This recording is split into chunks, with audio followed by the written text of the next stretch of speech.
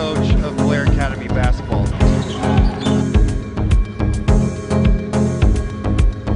President Riek as into the net. South Sudan take the lead.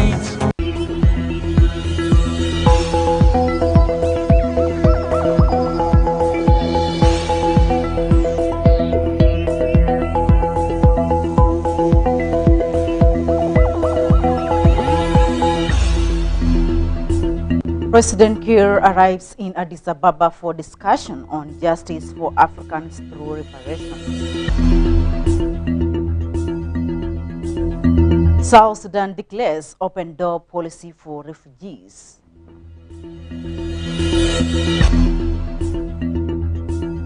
And calm returns to Western Equatoria state following Monday's violence.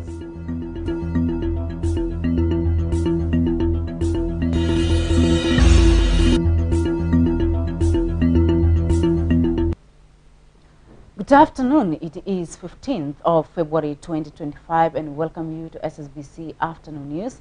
I am Akuchimaker and now we begin our story with President Salva Kiir Mayardit has arrived in Addis Ababa, Ethiopia to join his regional counterpart at the 38th Ordinary Assembly of the African Union's Heads of State and Government.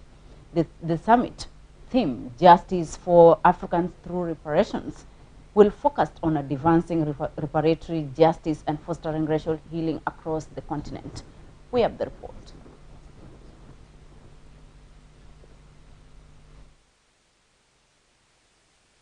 Government officials, led by First Vice President Dr. Riek Machar, saw off President Salva Kiir Mayardit at Juba International Airport, has departed for Addis Ababa to participate in discussions on justice for Africans through reparations aimed to promoting reparatory justice and foster racial healing across the continent.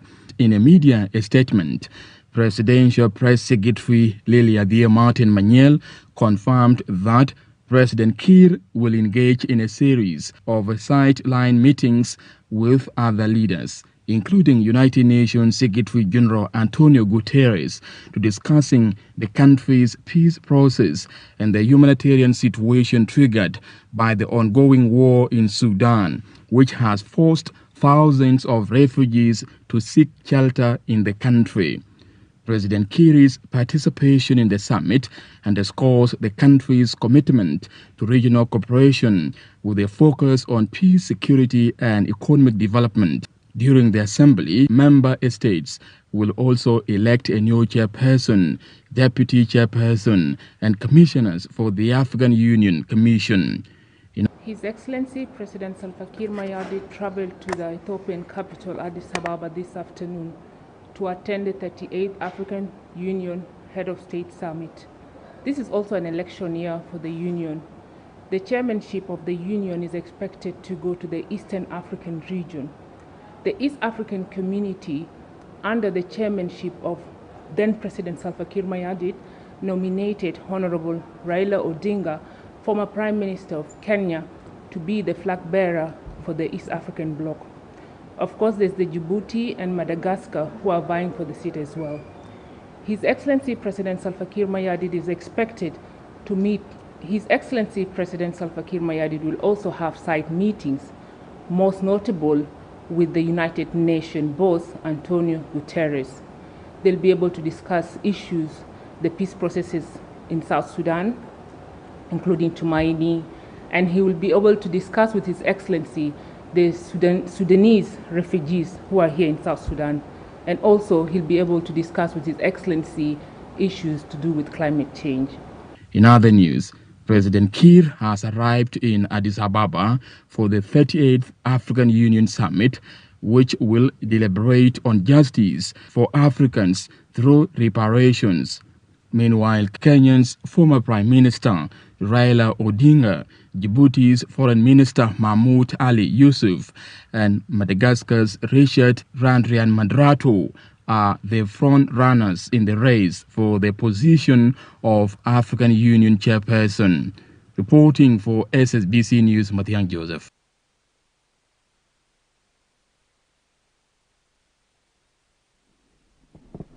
Government and the reconstituted Joint Monitoring and Evaluation Commission discussed implementation of the pending issues in the revitalized peace agreement, unification of the forces and election process. The first Vice President, Dr. Riek Machar, met with the Commission's outgoing chairperson, Charles Gitwai, on Friday. During the meeting, Charles introduced his successor, Major General George Agre Owino, who expressed his readiness to cooperate with the parties to the agreement in implementing the peace process.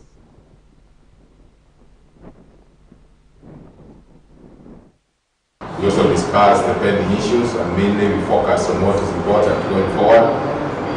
We discussed about the need to focus these 2 years that are remaining, and mainly on the issues regarding the constitution-making process, the unification of forces, and the election process, and of course the elections themselves.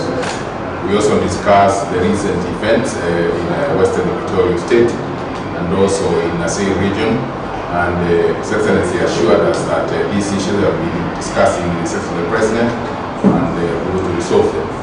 We also discussed about the recent events also, and also the first Vice President told us that they are ready to ensure that they move forward and this country remains stable.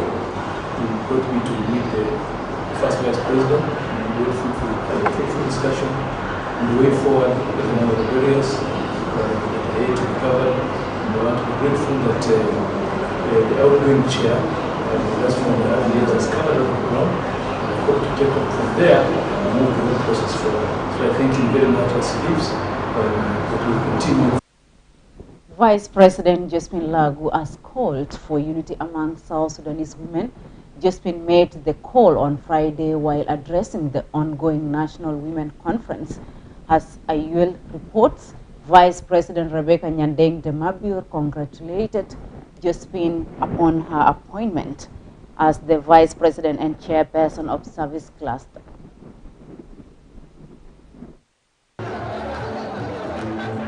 Vice President Josephine Lagu joined the Ministry of Gender, Child and Social Welfare, UN Women and key partners to officially check the ongoing National Women Conference, bringing together 300 women leaders to elect the Women General Association leader to strengthen their role in governance. Addressing the Women's Union, Vice President Josephine Lagu called for unity and solidarity among the women, emphasizing the need to uplift and mentor the next generation, urging the followers women to take whatever responsibility given seriously. We have a lot of work to do, and we are 60% or more of our population. This country will never change without the full participation of women. And it is our responsibility to ensure that this happens. And it should start happening now, in this generation, so that we can also benefit from these changes which we must do, which we must see in our country. We cannot just work for the future generation. They will have time to work for themselves. So we work for us, so that we can also enjoy the full benefits of what our country can afford to our people. So I'm here to encourage you not to give up, not to feel despondent, not to be discouraged. The struggle continues. The road ahead is a long one, but the journey has started and we will complete it. Let each and every one of us take whatever responsibility given to us at whatever level seriously. There's nothing too small. If you're given a position, don't despise it, thinking that this is very small, you want a bigger one. No, you start with that small one, because you will get there. to the bigger one.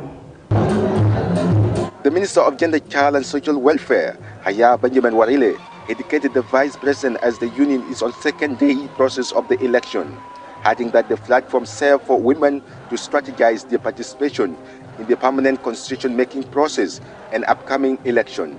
Today, we're in the process of forming the council.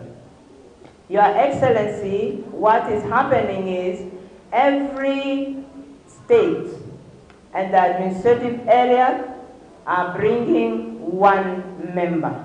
And we've also agreed that because it's a council, the person can also be somebody who has another assignment, unlike the executive. So we are in the process of listing now the members of the council.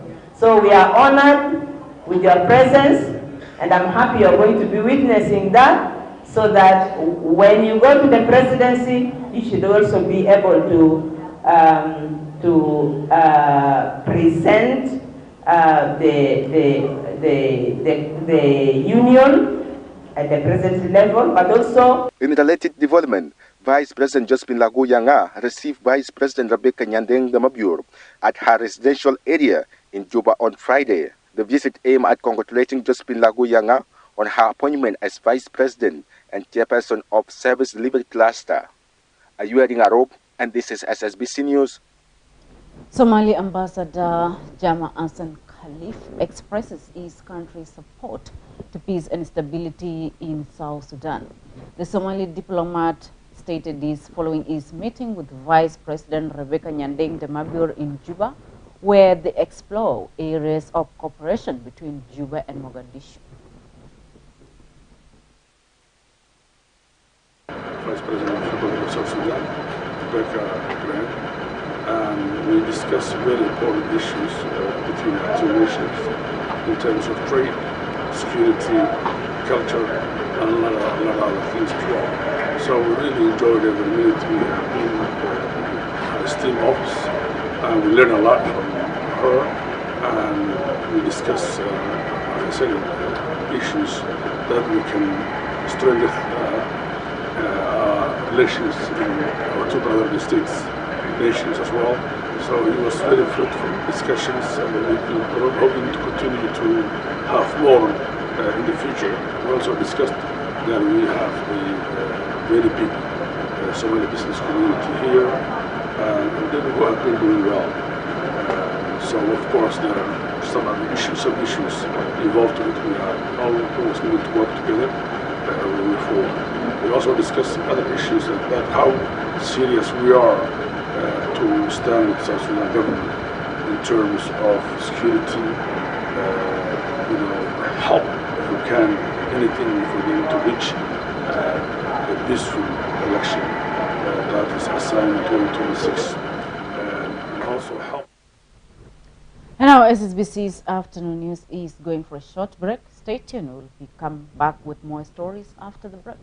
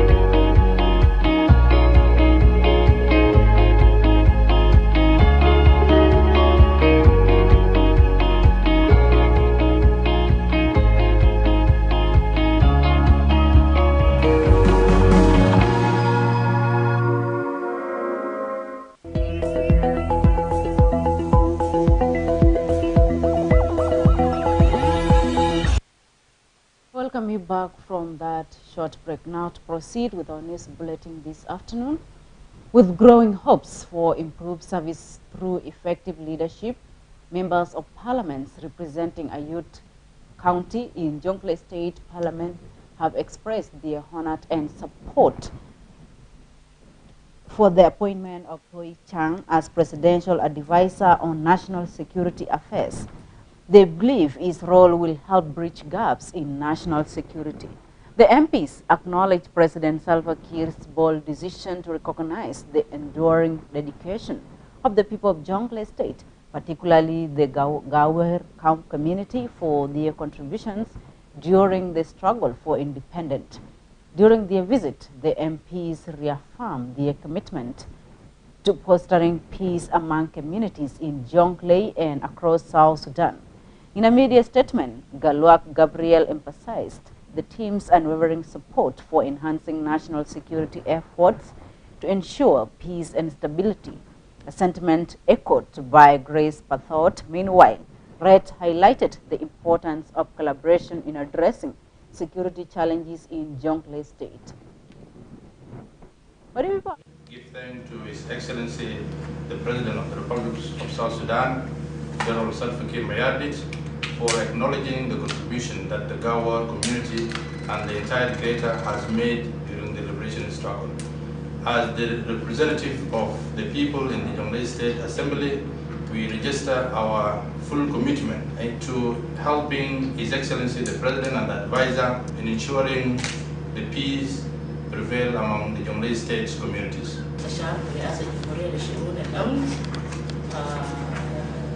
General Toy Shangrat, جينا نهنيه للمنصب اللي لقى ثقة من رئيس الجمهورية سلفا كير ميارديت. والتهنئة الثانية كمان بيرجع لسعادة الرئيس بتاع جنوب السودان سلفا كير ميارديت. إحنا كأبناء بتاع الأيود بنشكره شكر خاص شديد في ولاية بتاع الجنوب في إنه لقى ثقة من إحدى أبناء أيود إنه يعين في منصب مستشار رئيس الأمن مستشار الأمن. وده أول منصب لأبناء الأيود إنه يلقى منصب زي ده الشكر برجع له. وإحنا بنقول في المكان ده إنه إحنا بنعمل مع الحكومة زي ما إحنا كمان لقينا صغر منه وعيننا في مناصب اللي إحنا موجودين فيه بمختلف. Political Parties Forum concluded with a number of recommendations, including unification of the forces and completion of the permanent constitution. The two-day forum that brought together representatives of different parties aimed at building trust and strengthening cooperation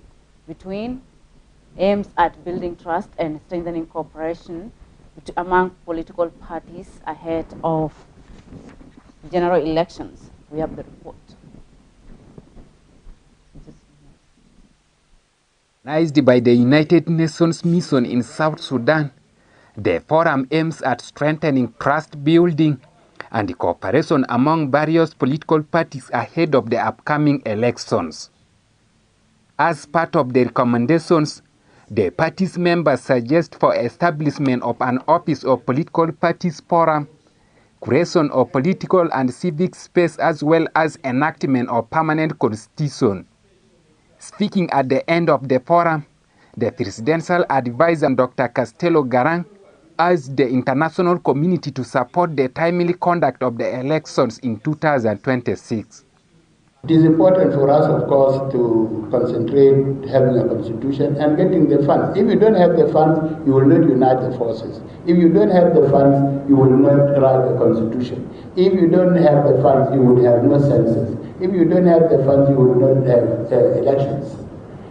And getting the funds, as I have observed here in Juba, is not the duty of the government alone.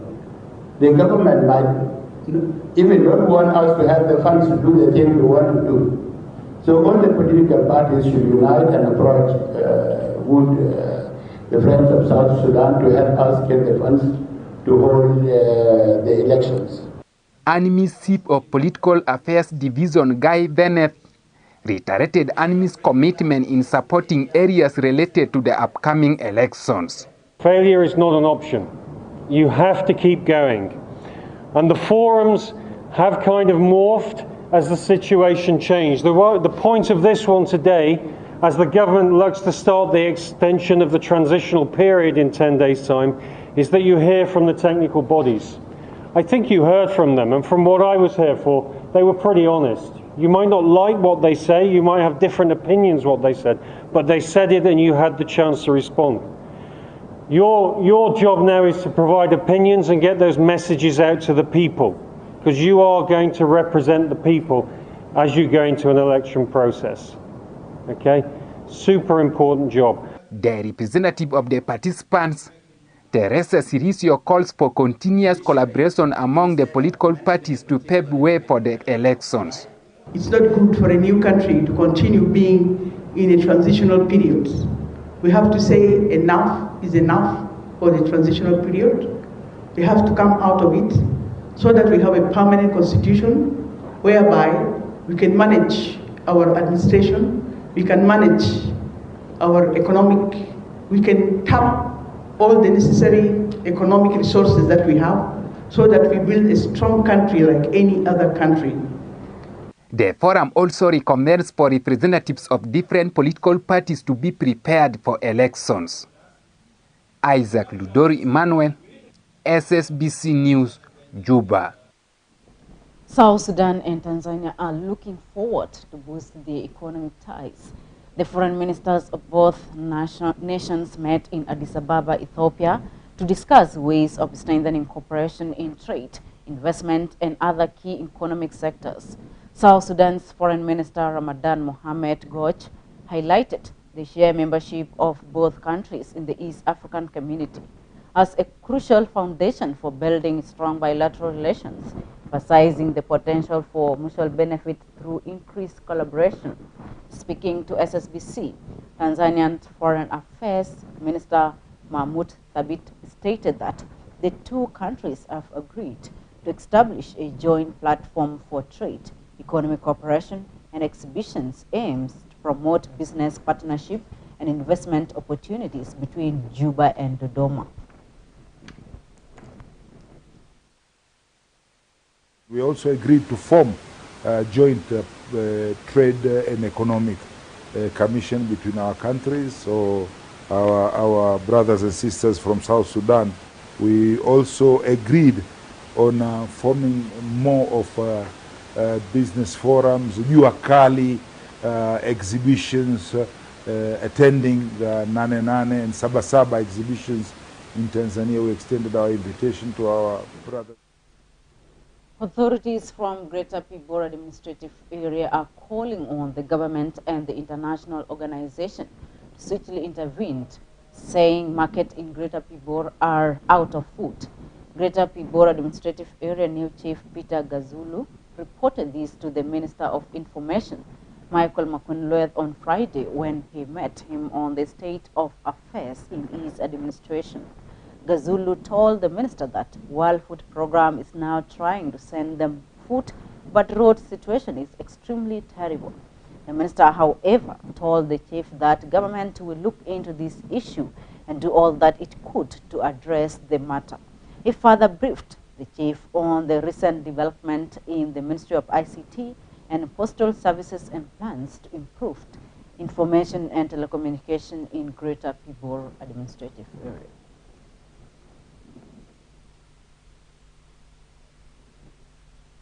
Area, you know, Pibor has no road accessibility, and the road has just opened, plus all these insecurity stuff.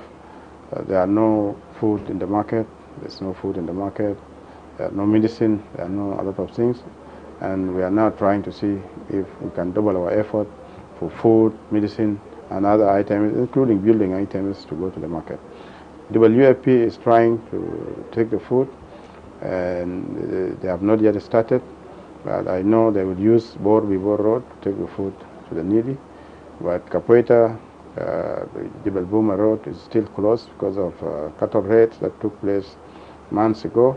We have a tower that has been raised in Gumruk, and the gadgets and generator was not taken. And I came to inform him that the people are waiting. There's generator is ready, and gadgets should be taken to the area to be installed. Also, we have some tools for the Kwangule network, and I came to also talk to him about that, and he said He will send these tools to Likwanguli very soon for the construction of Likwanguli. And now we're going for another short break. Stay tuned. Come back with other stories after the break. Sudan Republic way! Salva Kiir way! Junuba Sudan way! Junuba Sudan way! John Garang way! John Garang way!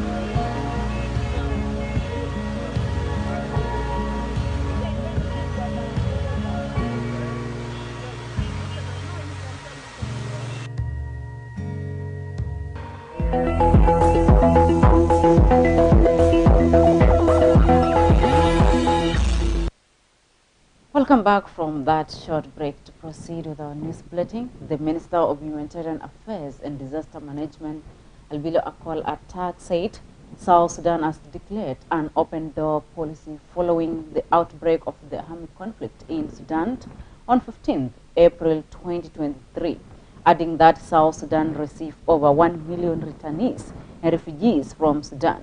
Minister Attack was addressing the high-level humanitarian conference in Addis Ababa. Akwal added that South Sudan provided basic necessities and services including documentation, enrollment into learning institutions, community integration, allocation of land for farming, issuance of licenses for small business enterprises. Akwal highlighted that South Sudan has developed and implemented durable solutions and plans of action to strengthening collaboration between the government and partners. Akwal further says the impact of Sudan crisis has disrupted trade routes and flow of South Sudan oil to the international markets, resulting into economic hardship.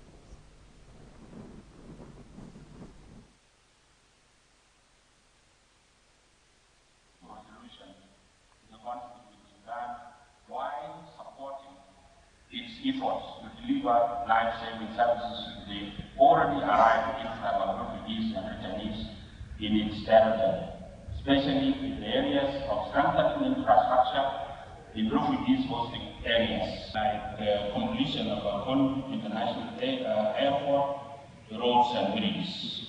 Also, opening northern humanitarian corridors to support IDPs in Sudan, and then increase funding the people of South Sudan and efforts of government of South Sudan. Good news for digital JetCo clients.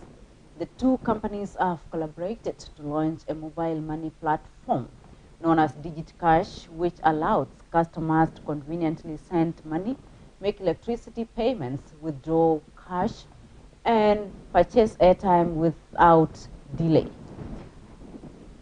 Addressing the launch, the Chan Awol Digital Executive Vice President emphasized that this service was developed in response to customer demand.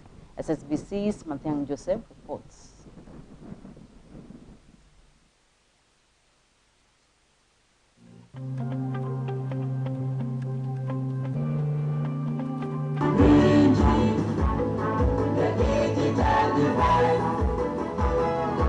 In a major step towards digitalization, network provider Digital has reaffirmed its commitment to customer satisfaction by partnering with electricity provider JetCo to introduce DigiCash mobile money platform designed to bridge the gap in financial transactions.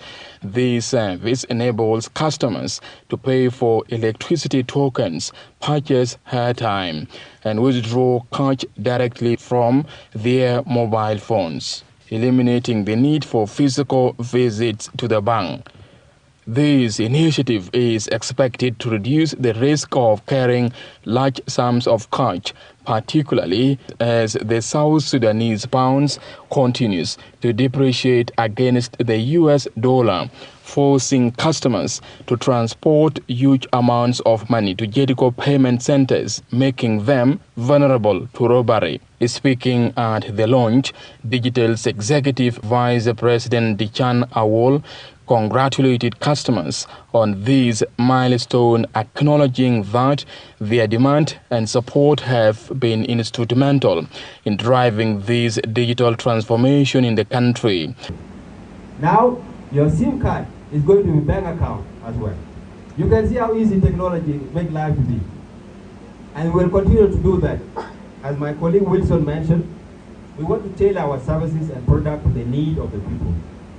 So talk to our representatives everywhere.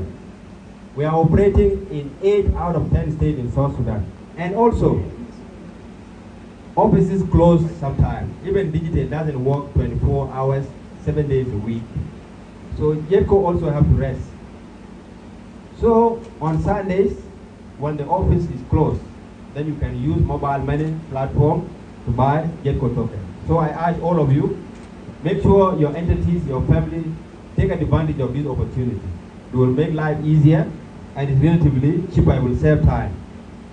And for regarding public trust, SSBC Managing Director James Magong Chilimchok stresses the need for consistent and reliable service delivery to meet subscriber expectations. When the technical part is made, it will frustrate again the customers. For example, at the last minute, and my token has gone up, and I really wanted to purchase the power, and at the other end, the system paid, then I'm frustrated. And when the customers are frustrated, the services will be thrown away again, and you also need a lot of power awareness of the public. Because people are taking power wrongly, and it can cause a disaster. JETCO's public relations officer Joseph Thomas underscored the importance of this collaboration, noting that it offers JETCO customers a reliable and efficient platform for purchasing electricity without visiting physical offices, reducing long queues for services. We believe with DigiCash, our customers can buy electricity, token anytime, anywhere, using their phone, using their mobile phones. This reduces the need to visit our office in person, to be on the queue and all the efforts. Echoing these sentiments, DigiCash Chief Operations Manager Martin Oluch highlighted the crucial role of this collaboration in advancing financial technology services for all South Sudanese. DigiCash, the mobile money platform developed by Digital Holding, represents a transformative financial technology service tailored for South Sudan. Having been in operation for a year, DigiCash empowers users to effortlessly send money, make merchant payments, withdraw cash, and purchase airtime. Digital believes this collaboration will significantly enhance its services across all 80 states of the country. Reporting for SSBC News, Mathiang Joseph, Juba. The government of Western Equatoria State is making strides towards peace and reconciliation. The state acting governor, Badabu Daniel, held a joint meeting with the executive and parliamentarian to brief them on the current situation in the state. The meeting aimed at rebuilding trust and fostering cooperation among political parties. Speaking to SSBC, Governor Daniel emphasizes government's commitment to peace, urging all parties to put aside their differences. Speaker of the State Parliament, Wakila Charles, stresses the importance of unity and dialogue among communities. State Minister of Cabinet Affairs, John Bariyona, confirms that calm has returned to the region.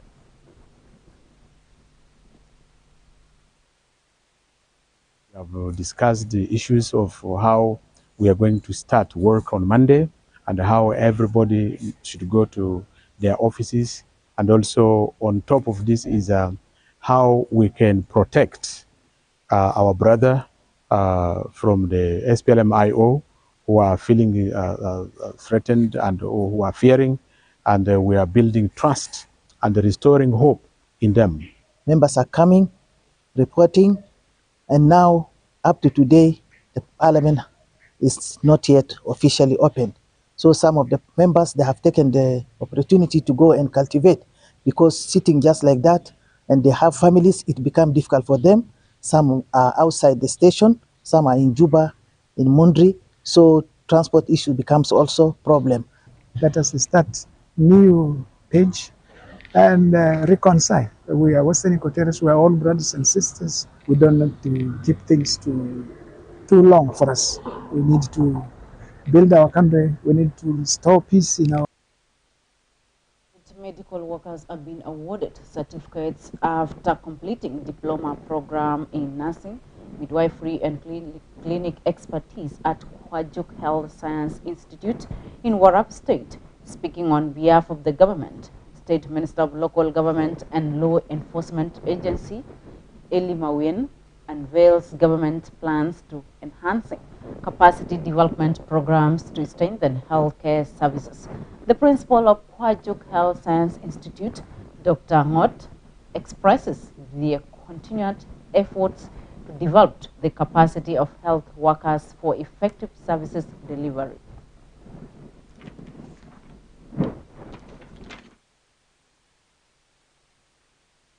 For organizations of these institutions, we are very proud as the government of Warrap State to have graduated over 200 specialists in various fields within the health sector.